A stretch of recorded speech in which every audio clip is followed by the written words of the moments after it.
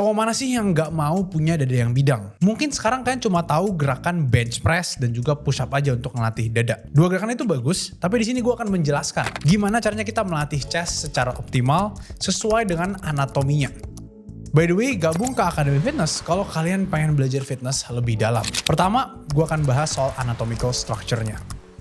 Otot dada atau pectoralis major itu terletak di depan rusuk kalian. Otot ini bentuknya seperti kipas dan memiliki peranan penting dalam pergerakan lengan kalian. Otot dada atau pectoralis major itu menempel pada lengan dalam kalian, menjalar sampai tulang selangka dan juga sternum ataupun rusuk bawah kalian. Karena area cukup luas, biasa kita membagi pectoralis major ini dalam 3 region. Tapi biar simple, gue bagi menjadi 2 region aja atau 2 daerah. Yang pertama itu adalah clavicular region atau otot dada bagian atas. Otot dada bagian atas ini adalah otot dada yang seratnya arahnya lebih ke atas. Sedangkan otot dada bawah dan tengah atau sternocostal region itu adalah otot dada yang ada dari tengah hingga ke bawah atau seratnya itu sedikit horizontal dan juga ke bawah. Ini ada beberapa aksi yang memungkinkan untuk dilakukan oleh otot dada. Yang pertama itu adalah humeral flexion. Humeral flexion adalah ketika kalian menaikkan lengan kalian sedikit ke atas. Ini adalah fungsi dari otot dada bagian atas atau clavicular region. Kemudian ada juga humeral horizontal adduction. Ini merupakan peranan penting dari otot chest kalian, di mana gerakan aduksi ini secara horizontal itu berarti mendekatkan lengan kalian ke tengah tubuh kalian. Yang ketiga itu adalah humeral vertical adduction. Kalau misalkan yang horizontal itu mendekatkan ke tengah bagian depan, kalau misalkan yang vertical adduction itu berarti mendekatkan lengan kalian ke tengah tapi bagian bawah. Kalau untuk peranan ini akan lebih banyak dilakukan oleh bagian dada yang bawah atau sternocostal region. Yang terakhir itu adalah humeral extension to neutral. Jadi ketika kalian membawa lengan kalian dari tengah atau atas sedikit ke belakang. Ini sekali lagi adalah peranan yang penting oleh otot dada bagian bawah dan tengah atau sternocostal region. Sekarang gue akan menjelaskan gimana kita bisa melatih chest atau otot dada.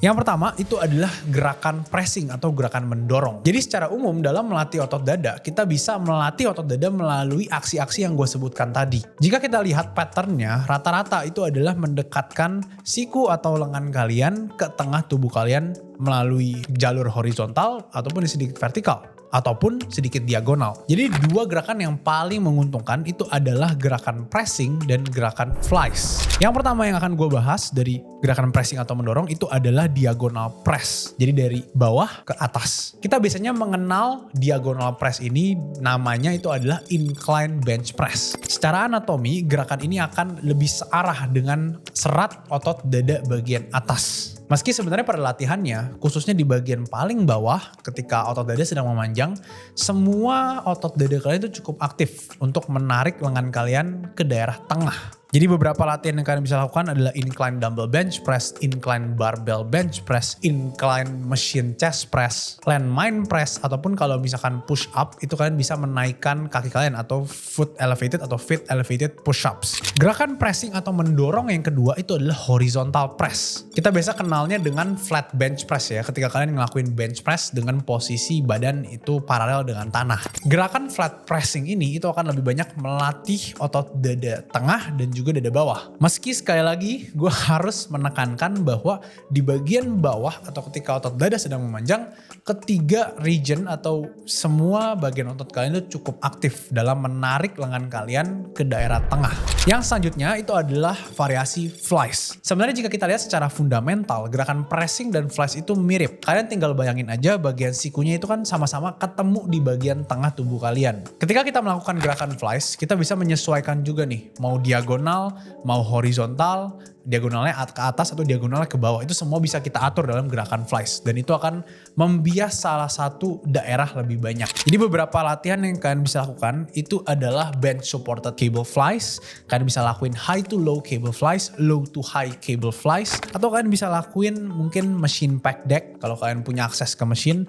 Dan juga kalau mau yang dumbbellnya ada dumbbell flies. Yang terakhir itu adalah decline pressing atau diagonal pressing tapi dari atas ke bawah. Kenapa gue taruh ini di akhir. Karena menurut gue dan juga setelah gue baca jurnal yang ada, aktivasi otot chest itu di bagian bawah dan tengah itu cukup teraktivasi lah bisa dibilang ya, jika kita melakukan gerakan flat press atau horizontal press biasa. Tapi kalau kalian pengen untuk latihan yang lebih spesifik lagi, gue nggak bilang nggak boleh ya, gue nggak ngelarang. Tapi menurut gue, kalau gue pribadi akan tetap lebih milih horizontal press aja. Beberapa latihan yang kalian bisa lakukan itu adalah dips, decline dumbbell bench press, decline barbell bench press, atau kalau mau yang push up-nya yaitu adalah bagian tangan kalian bisa lebih naik ketimbang bagian kakinya. Sekarang kita akan membahas gimana kita bisa melatih atau pola latihan chest yang optimal. Beberapa otot faktanya itu bisa menerima damage yang lebih besar ketimbang yang lainnya. Simple karena strukturnya yang memungkinkan tension untuk diberikan secara maksimal pada otot. Nah, otot dada itu adalah otot yang cukup responsif terhadap stimulus berupa tension ini. Jadi mungkin kita bisa ngelatihnya itu cukup seminggu sekali sampai maksimal 3 kali. Kalau gue sweet spotnya ada di 2 kali seminggu. Dalam satu sesi kita bisa cuma memilih 1-3 gerakan aja, itu udah cukup. Jadi banyak banget yang ngelatih 6 gerakan ya. Jadi pressnya 3, flexnya 3, itu nggak perlu teman-teman. Karena sekali lagi secara biomekanik dan juga secara nature dari exercise-nya itu sendiri, sebenarnya jika kita memilih misalkan 2 aja itu udah cukup dan udah menstimulasi growth untuk hampir semua head atau semua bagian dari chest atau pectoralis major kalian. Dan juga sedikit tips karena latihannya sedikit, jadi otot dada ini sebenarnya nggak perlu kalian latih 1 hari sendiri gitu. Kalian bisa untuk gabungin dengan otot back, otot shoulder, dan juga otot-otot lainnya, nggak masalah.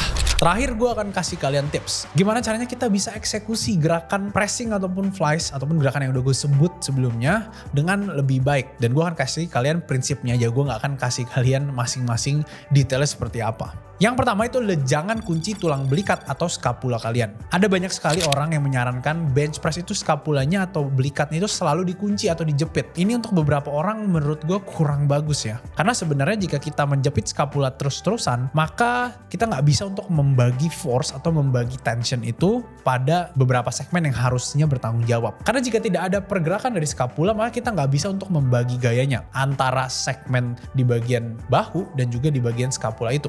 Jadi gimana? Ketika kalian lagi bench press, saran gue ya natural aja. Ketika turun atau eccentric, kalian bisa untuk busungin dada dan jepit scapula.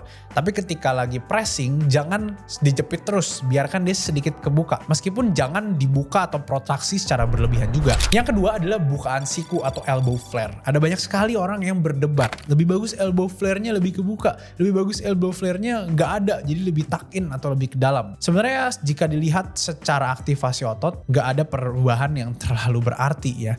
Dan ini menurut gue adalah pure kenyamanan struktural kalian. Untuk beberapa orang mungkin aja dengan lebih tuck in atau lebih dekat ya sikunya ke badan itu lebih nyaman. Ada juga beberapa orang yang sebaliknya. Kalau gue kebetulan yang sebaliknya. Jadi poin nomor 2 ini pure preferensi untuk kalian.